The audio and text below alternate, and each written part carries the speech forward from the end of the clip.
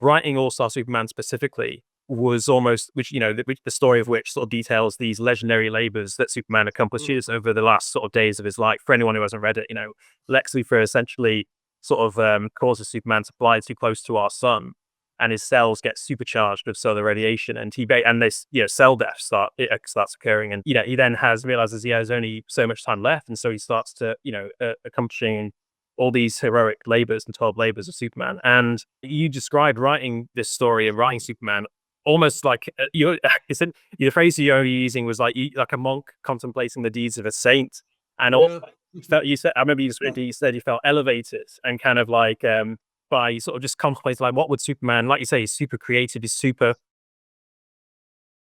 in every single sense of the word. So like how would that make you feel as a writer? And I guess like what was that like? And did you, I guess, seeing things how Superman sees them, did you then sort of take that with you after All-Star Superman? Did you move that into your life and into like your work in a sort of more broad sense?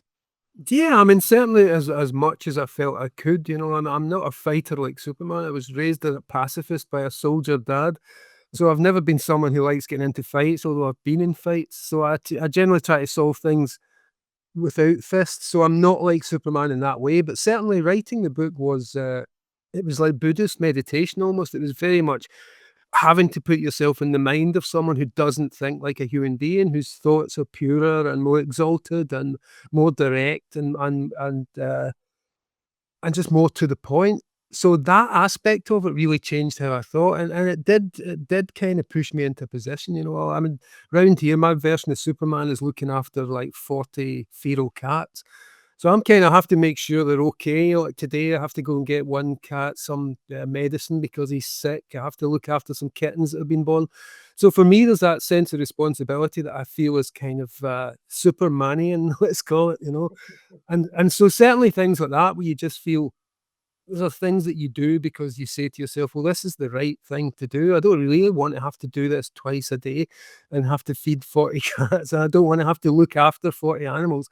But it's the right thing to do if they're living in the space around your house.